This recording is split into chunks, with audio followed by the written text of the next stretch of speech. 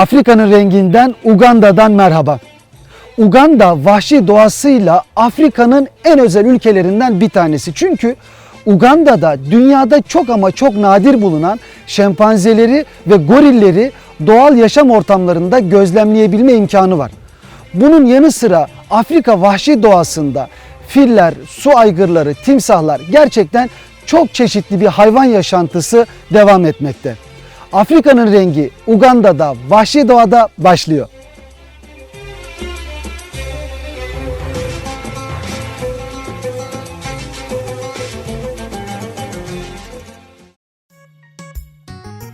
Kampala'dan yola çıkıp şehir içi asfalt yol derken gitgide zorlaşan bir yolculukla Kibale Ulusal Parkı'na vardım.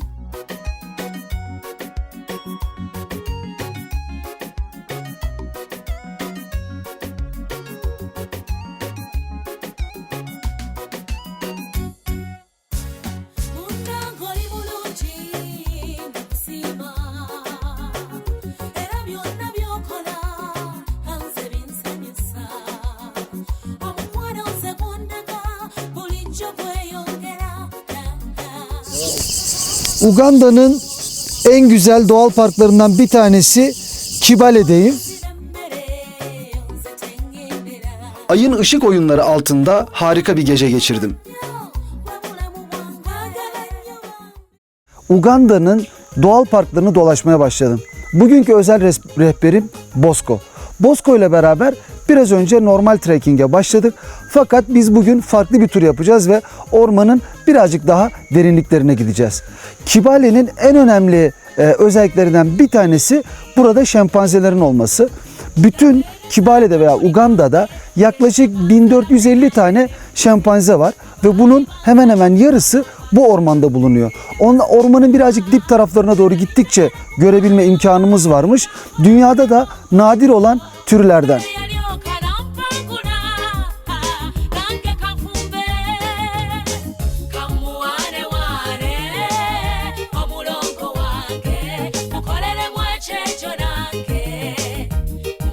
Burada 300 yıllık bir tane ağaç var. Bosco bunu işaret olarak almış kendine. Normalde özel tur isteyen kişiler veya gruplar buraya geldiklerinde bu ağacı gördüklerinde sola doğru gidiyorlar. Birazcık zor bir parkur olduğunu söyledi.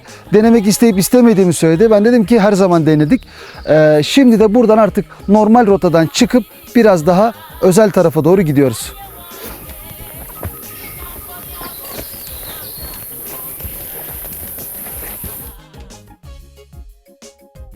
Kimi zaman zor, kimi zaman kolay bir parkurda ilerlemek, el değmemiş ve büyüleyici güzelliğe sahip bu bakir ormanda bulunmak bile ayrı bir keyif.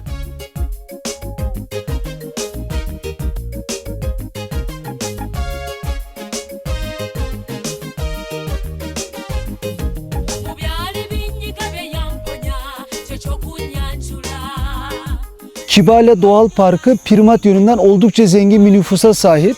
Fakat bu ormanda sadece primatlar, maymunlar, kuşlar yaşamıyor. Bu ormanda filler de yaşıyor. Bu ayak izleri fillerin ayak izleri ve gece yarısına yakın bu civardan geçip ormanın iç taraflarına doğru ilerliyorlar.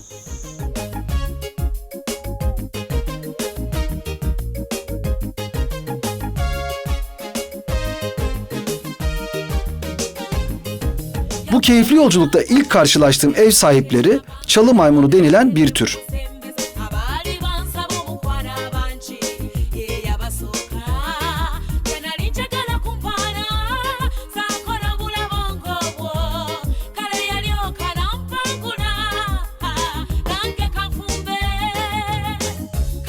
İçerilere girdikçe sıklaşan bitki örtüsüne sahip ormanın diğer ev sahipleri ise kırmızı başlı kolobus maymunları.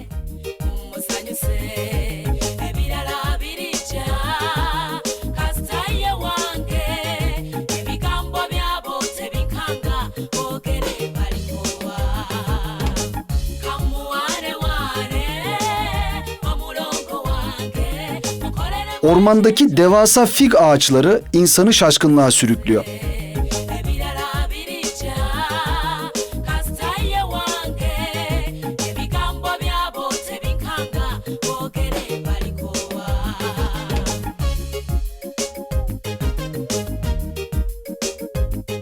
Tam 5,5 saattir ormanda dolaşıyorum. Bir sürü canlı gördüm. Ama 5,5 saatlik yorgunluğun ödülünü aldım. Hayatımda ilk defa bir şempanzeyi ve nadir bulunan bir türü kendi doğal ortamında görebilme imkanım var. İnanılmaz heyecanlıyım.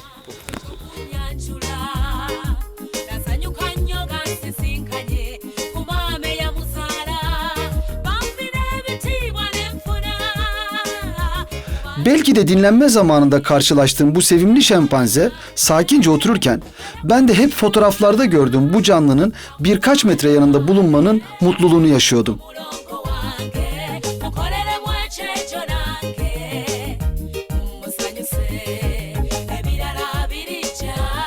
Benden ürktüğü için hareketlendiğini sandığım şempanzenin asıl niyeti beslenmekmiş.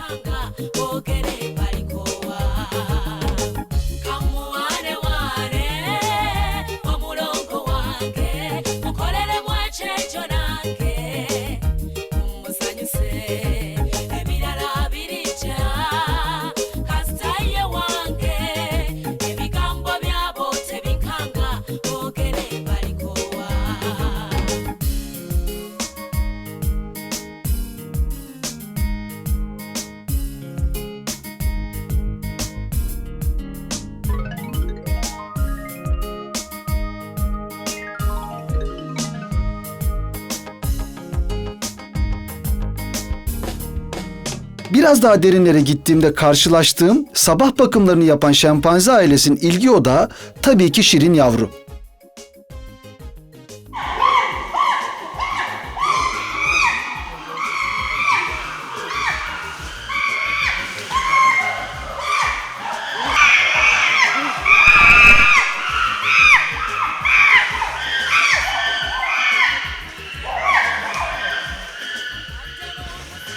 Belki de etraftaki hareketlilikten ürken ailenin ormanın derinliklerine doğru ilerlemesiyle benim de zamanım dolmuş ve geri dönme vaktim gelmişti.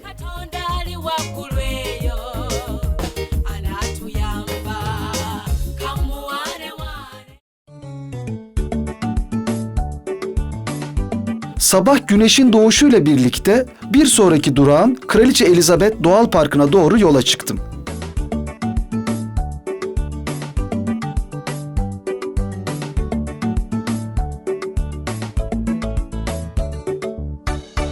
Daha parka ulaşmadan karşılaştığım antiloplar bana güzel günlerin habercisi gibiydi.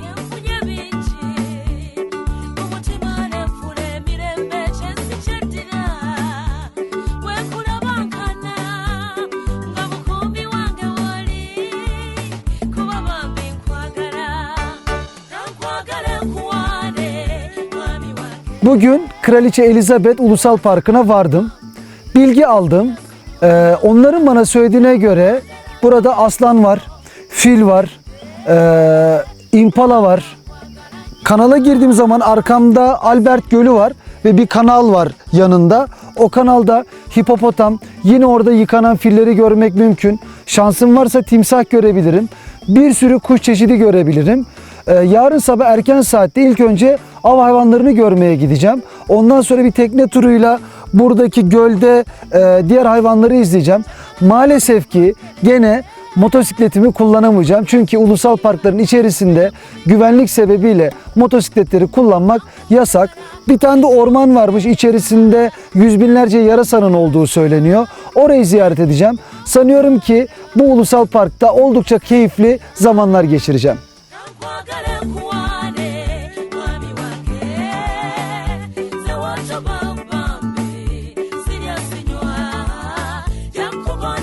Müthiş bir güzellikle batan günün akşamı için kamp ateşimi hazırlarken ay bana görsel bir şölen hazırlıyordu.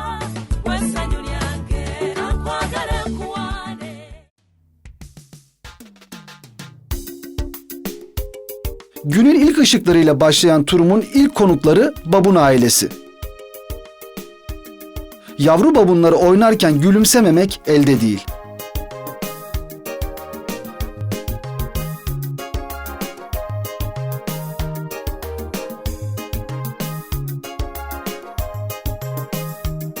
Parkta gün başlarken geyik, su aygırı gibi memelilerin yanı sıra özellikle balıkçı kartal, tepeli kartal gibi yırtıcı kuşları da gözlemlemek mümkün.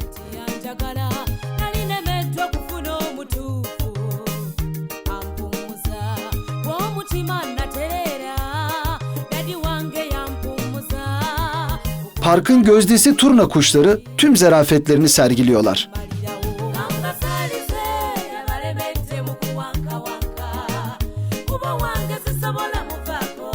Parkın en kalabalık grubu boynuzlu antiloplar.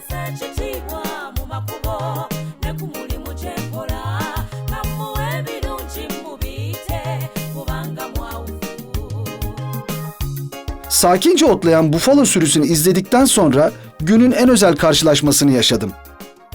Filler. Afrika'nın vahşi ortamında dünyanın karada yaşayan en büyük canlısı olarak bilinen fillerin ağırlıkları 7 tona kadar çıkabilirken boyları da 6 metreyi bulabiliyor.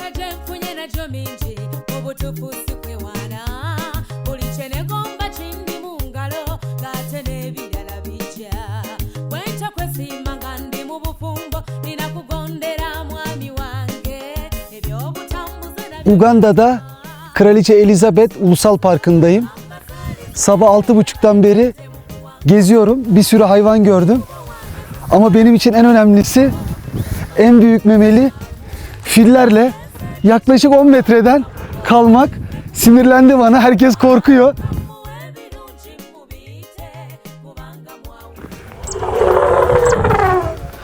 Görüyor musunuz nasıl sinirleniyor?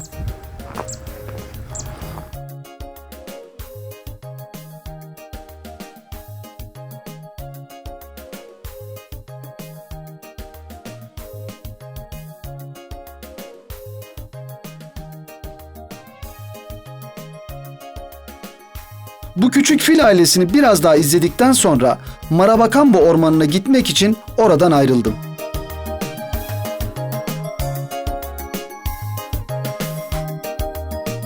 Yolda serinlemek için Albert Gölü'nden geri dönen bir fil sürüsüyle daha karşılaştım. Aşağıda Edward Gölü var. Öğle saatlerinde, şu anda saat 1.30. Öğle saatlerinde filler aşağıdaki gölde su ihtiyaçlarını giderdikten sonra yuvalarına doğru gidiyorlar.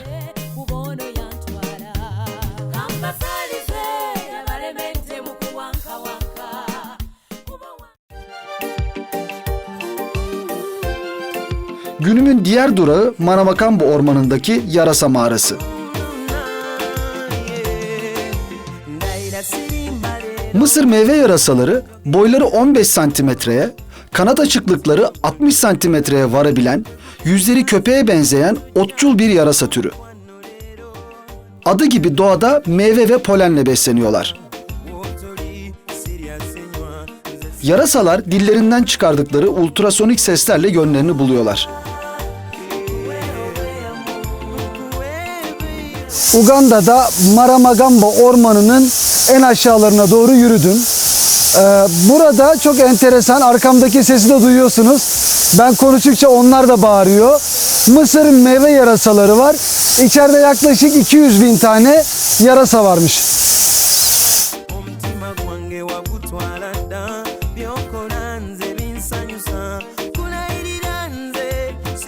Yarasa mağarasının önündeyim. Yani arkamda yüz binlerce yarasa var. Burası çok masum görünebilir. Rehberim Stefani dedi ki aşağıda bir şey var, görüyor musun? O nedir dedim. Kobra derisi dedi. Yani burası belki çok masum görünebilir ama o kadar da masum değil.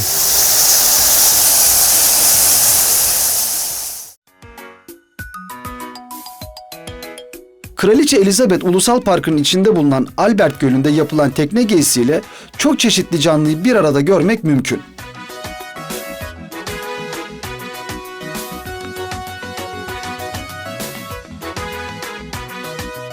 Albert Gölü'nden faydalanan en kalabalık grup olan bufalolar, gölge ve sulak alanlarda bulunmayı seviyorlar.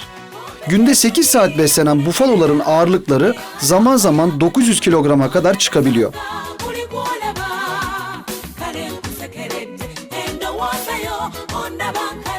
En çok aslanlar tarafından avlanan bufalolar bundan korunmak için büyük sürüler halinde dolaşıyorlar. Su aygırları sevimli görünüşlerinin aksine saldırgan hayvanlar. Afrika'da timsah ya da aslan gibi pek çok büyük hayvandan daha fazla ölüm vakasına sahip oluyorlar. Bu saldırılarında en önemli silahları 50 santimetreyi bulan köpek dişleri.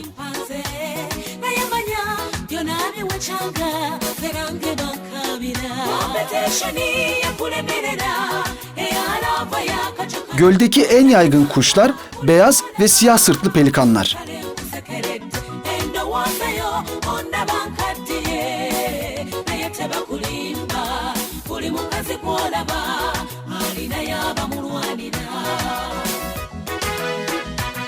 Böylesine vahşi bir hayata ev sahipliği yapan Albert Gölü'nde Uganda köylüleri de balıkçılık yaparak hayatlarına devam ediyorlar.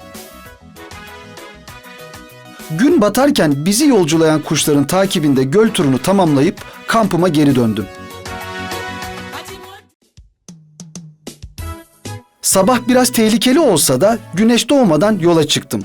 Önümde oldukça zorlu bir yol var. Uganda'da Muganinga Goril Parkı'na geldim. Dünyada yaklaşık 1450 tane goril var ve bunların hemen hemen yarısı Uganda'da yaşıyor. Çok zor bir yoldan geldim. Queen Elizabeth Ulusal Parkı'ndan bu tarafa yaklaşık 300 kilometrelik bir yol geldim. Bazen asfalt, bazen toprak yollarda ama son 15-20 kilometresi gerçekten çok zordu. Ama geldiğim yer hakikaten cennet gibi. Burada zaten çadırlarını kurmuş başka ziyaretçiler de var. Kendime güzel bir yer buldum. Birazdan yemek yapacağım, dinleneceğim. Yarın da Goril Parkı'nı gezmeye gideceğim.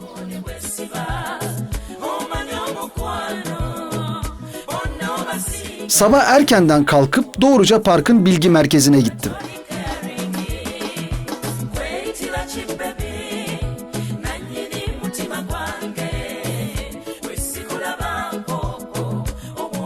Uganda'daki ulusal parklara girerken hemen her yerde kayıt işlemi yaptırmanız gerekiyor. Bunlar çok sağlıklı kayıtlar.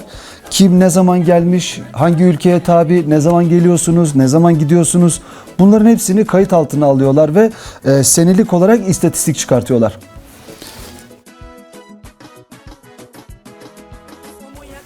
Buradan çıktım, Fort Portal'a geldim ve bu yoldan Kabale, burada haritada görünmeyen Kisoro var. Şu anda Mugahinga Goril Parkı'ndayım. Kisoro'dan 14 kilometre, çok kırıcı, çok zor bir yol.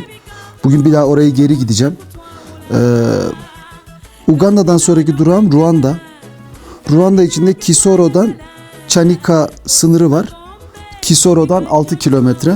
Yani bulunduğum yerden yaklaşık 20 kilometre sonra Ruanda'ya geçmiş olabileceğim.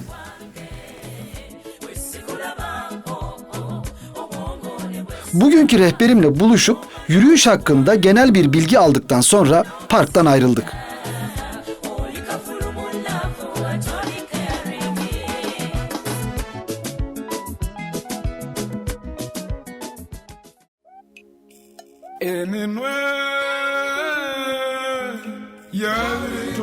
Gorillerin yaşadığı, zirvesinden bulutların eksik olmadığı ve yüksekliğinin 3474 metre olan Mahinga Dağı'na doğru tırmanışa geçtik.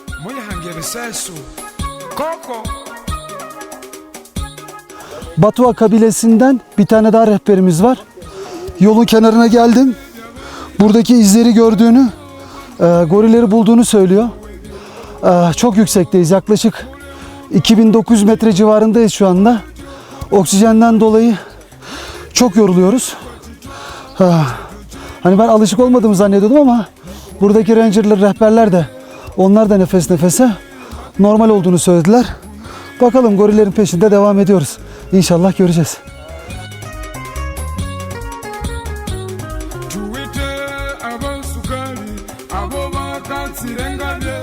Hem irtifadan hem de dağın bitki örtüsünden tırmanış oldukça zordu.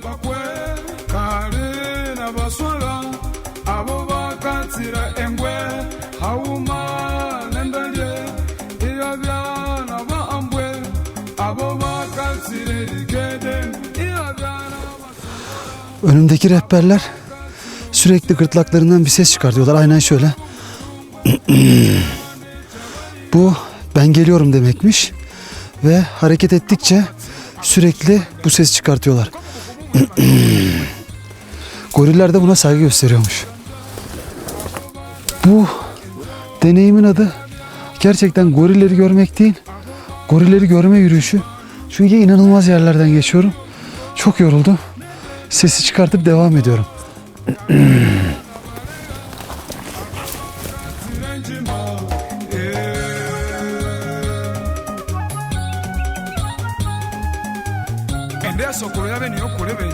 Gorillere çok yaklaştım. Şu anda hemen üst taraftalar. Kırdıkları dağ seslerini falan duyabiliyorum. Burada dağda onlarla beraber yaşayan rehberler var. Yanımdakiler hepsi birer ranger. Ama onları korumakla görevliler. Ve dönüşümlü olarak sürekli onların yanında yaşıyorlar. Onları koruyorlar. Dediler ki şu anda çok az istirahate ihtiyaçları var. Yaklaşık 5 dakika sonra yukarıya doğru yürüyüp gorillere çok daha yakından bakma imkanım olacak. Şimdi bulduk. Artık onları görme vakti.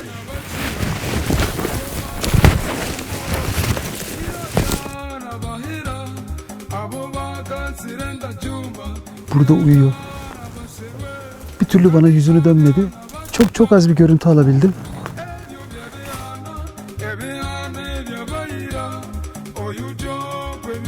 Ulusal Park'ın kuralı gereği gorillerle karşılaşıldıktan sonra maksimum 1 saat yanlarında kalınabiliyor. Şu anda aramda sadece 2 metre var. İnanılmaz güzel bir şey. Benim uykusumda karşılaştığım lakabı mafya olan gümüş sırtlı bir erkek.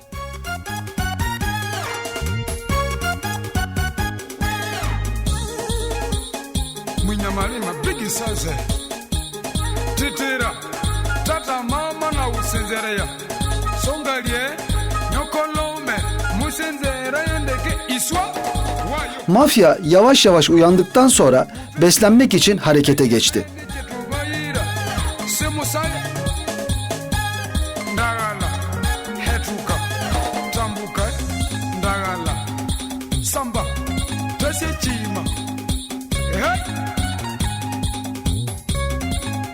Tamamen otçul olan ve yaprak filizleriyle beslenen gorilleri beslenirken bu kadar yakın mesafeden görebilmek harika bir duygu.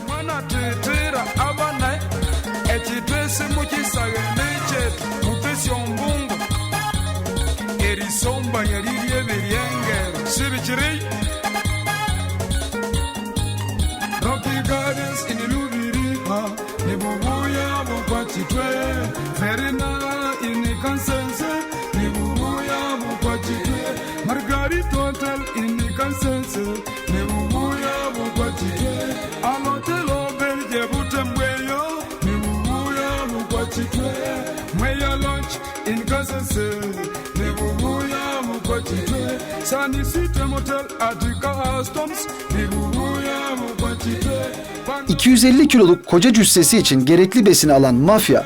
...dağın derinliklerine doğru giderken... ...benim de geri dönme zamanım gelmişti.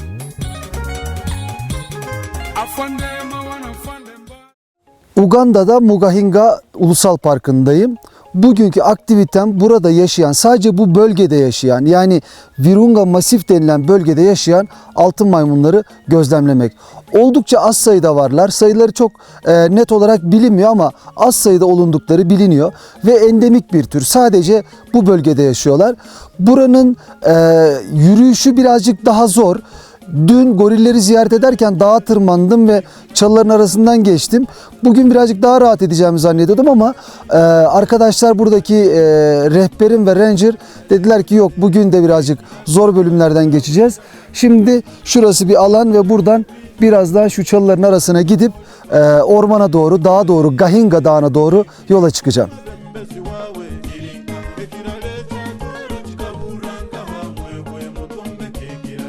Ormanın bitki örtüsü gerçekten çok sık. İlerlemenin zaman zaman çok zor olduğu bir yoldan altın maymunların bulunduğu bölgeye doğru yolculuğuma devam ettim.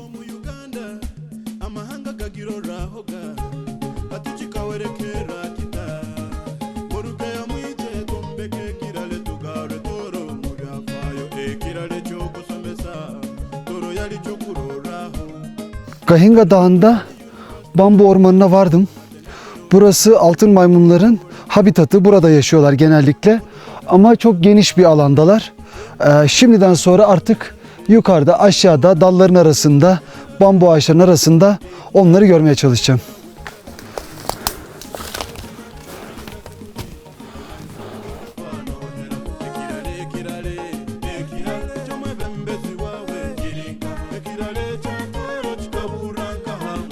Adını sırtlarındaki renkten alan altın maymunların ağırlıkları 5 ila 12 kilogram arasında değişiyor.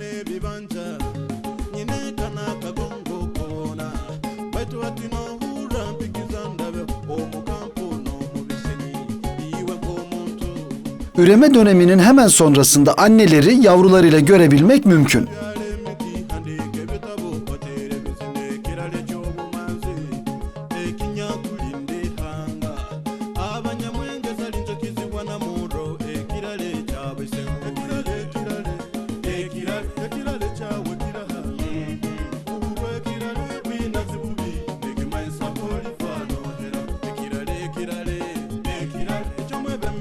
Meyve ve ağaç yapraklarıyla beslenen maymunların en sevdiği besin türü ise bambular.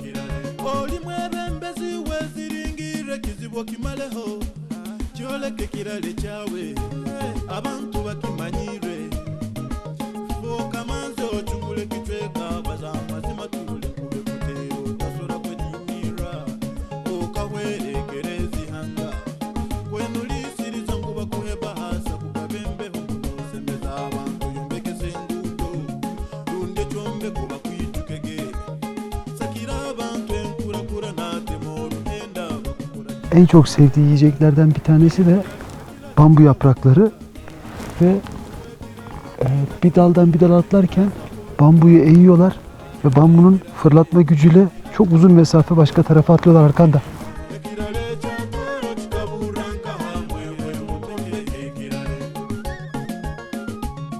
Bambu dalına şimdi atladı, onun eğilmesiyle hop öteki tarafa geçti.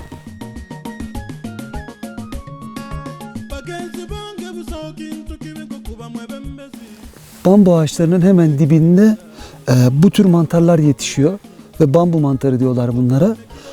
Maymunların en çok yediği yiyeceklerden bir tanesiymiş. Zaman zaman zemine kadar inip bunları buradan alıp yukarıya doğru götürüyorlar. Üstü normalde kapalı. Bu maymunlar tarafından parçalanmış bir mantar.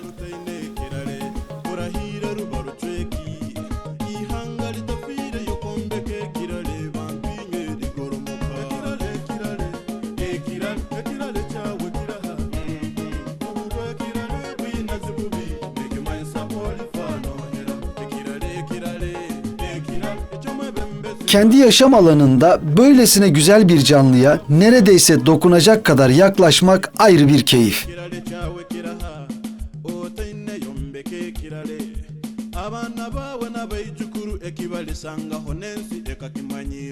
Bu keyfin hemen sonrasında benim için de artık dağdan aşağı inme vakti gelmişti. Yanımda Batvalılar, yani gerçek isimleriyle pigmeler var. Bu etrafımda görmüş olduğunuz insanların çoğu 1991 yılına kadar Uganda'nın bu 3 tane dağında, ormanlarında yaşıyordu. Hatta Ruanda, Kongo bölgesinde bulunan Virunga Masif bölgesinde yaşıyorlardı. 1991 yılında Uganda Batvaları, yani pigmeleri koruma altına aldı. Normalde Batvalar ormanda kabile olarak yaşarken burada yaşayan, şu dağın eteklerinde yaşayan çiftçilere saldırıp onların hayvanlarını, onların ürünlerini alıp ormanlarına kendileri dönüyorlardı. Bugün tamamen o saldırdıkları çiftçiler haline dönüşmüş durumdalar. İşte patates ekiyorlar, fasulye var etrafta. Bu vahşi kabile artık bir şekilde modern bir hayata geçmeye başlamış.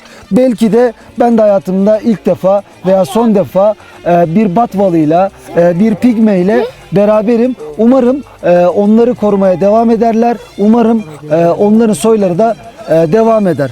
İşte bu yolun bile olmadığı, elektriğin olmadığı, hemen hemen hiçbir imkanın olmadığı bu yerde Batvalılar hayatlarını sürdürmeye devam ediyorlar.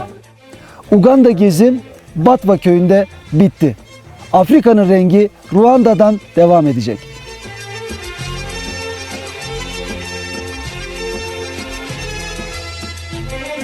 Benim maceram sizlerin keyfi olsun.